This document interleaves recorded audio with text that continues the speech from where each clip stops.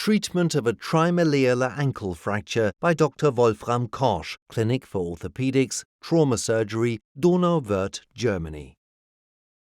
Diagnosis. As a result of torsion trauma, this 61-year-old woman sustained a trimalleolar ankle fracture. In the AO system, this is classified as a 44B3 fracture, specifically a stage 4 supination external rotation fracture, according to Lorg-Hansen. For the management of the outside of the ankle, the lateral malleolus and the Volkmann fragment, the patient is placed on her left side. During the operation, she is repositioned on her back for the management of the medial malleolar fragment. The image intensifier is positioned on the left side of the table. Emergency management was with an external fixator for subsequent soft tissue consolidation. Confirmation of the diagnosis was made with a CT scan. In particular, the scan shows the main affected fragments in a 3D model. Anatomical landmarks and approach. Management of the lateral malleolus and Volkmann's fragment. The procedure is performed without a tourniquet.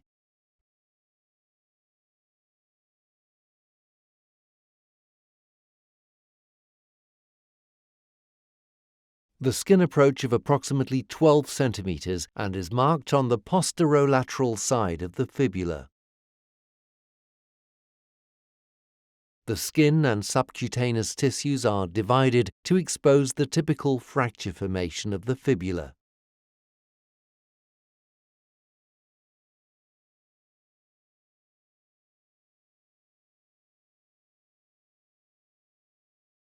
During the dissection and cleaning of the fracture gap, the fibula fragment is seen to be displaced in the lateral and dorsal direction. Shortening in the proximal direction is evident.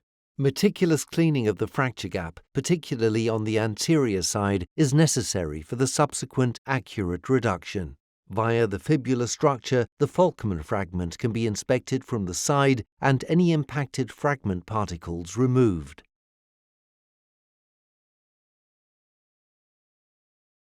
The fibula is then temporarily stabilized with a bone reduction forceps and attention is turned to the Volkmann fragment.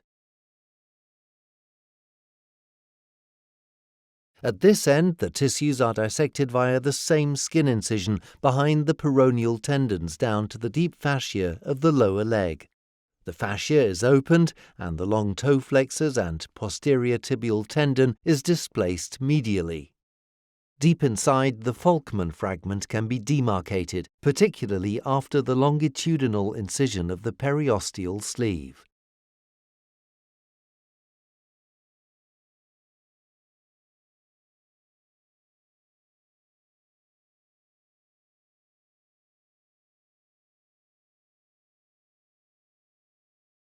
After it is sufficiently exposed, the Volkmann fragment can be reduced with finger pressure and the foot placed in a plantigrade position.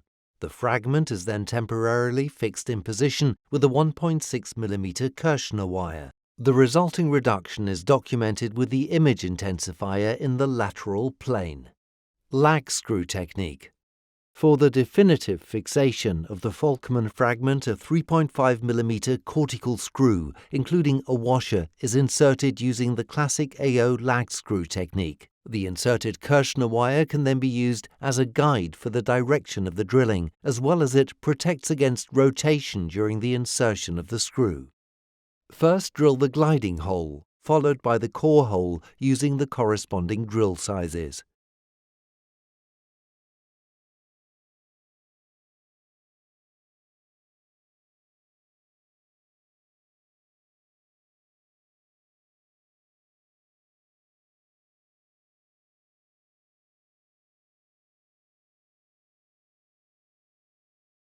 Confirm the reduction of the fragment under the image intensifier.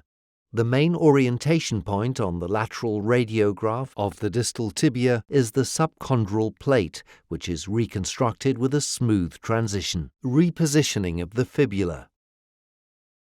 The fibula fracture is again anatomically reduced and the reduction held in place with suitable forceps.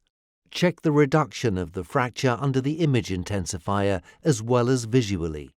The lateral malleolus is fixed internally with an interfragmentary lag screw in the classic AO technique. In this case, the drilling sequence is modified. First, drill the central hole and then the gliding hole. The screw produces the initial stable fixation of the structure.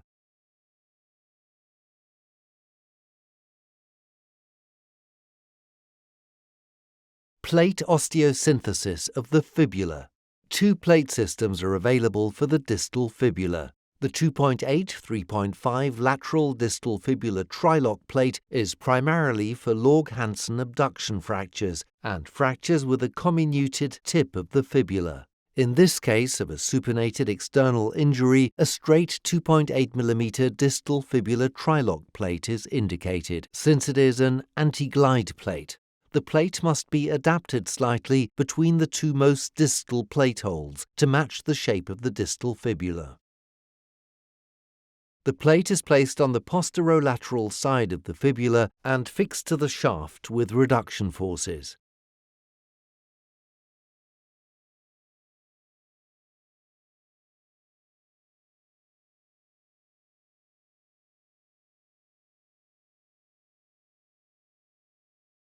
Caution, as there could be a possible positional conflict with the peroneal tendons at the distal end of the plate.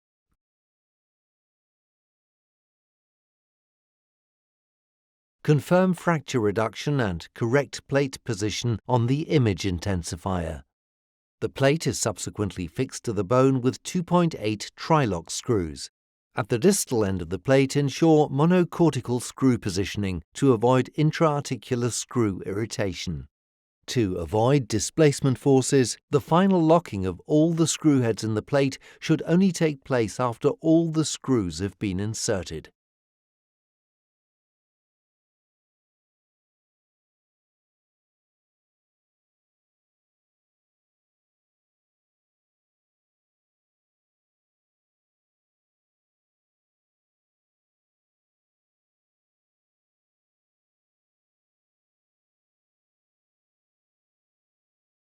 Syndesmosis stress test.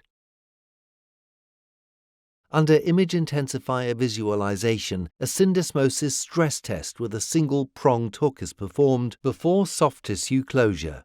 The so-called Weber's ball and Weber's nose can serve as anatomical landmarks in the AP view. Wound closure of the lateral malleolus. The wound is closed in layers, starting with a fascia suture, a subcutaneous suture, and then a continuous skin suture to close the wound.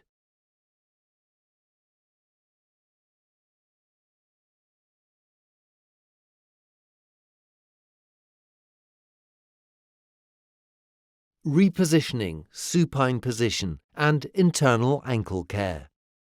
For the management of the medial malleolus, the patient is repositioned on her back. A more anterior or posterior approach is selected depending on the position of the medial malleolar fragment. In this case, an anteromedial approach is chosen.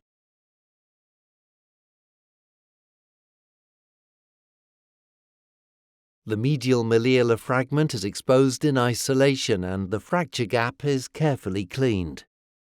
Deep inside, the medial shoulder of the tabulus is visible.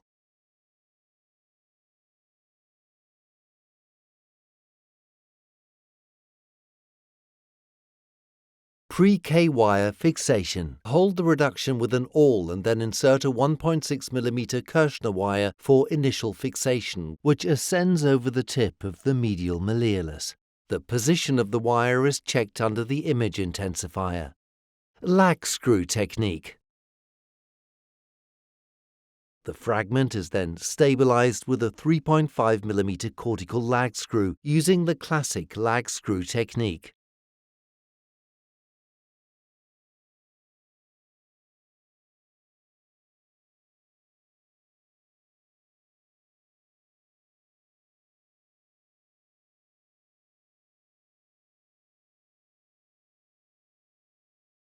Depending on the size of the medial malleolar fragment, a second lag screw can be used, or, as in this case, the inserted Kirschner wire can be left in place to protect against rotation. At its end, it is bent at the bone level, trimmed, and then recessed into the soft tissue.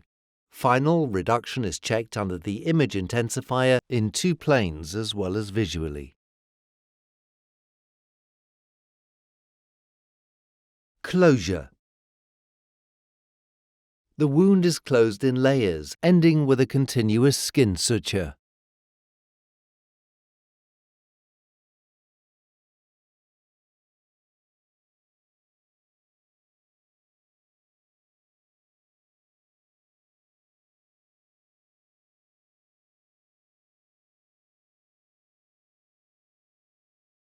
Post-operative care. Soft tissue management is with physiotherapy, manual lymphatic drainage, and intermittent pneumatic compression.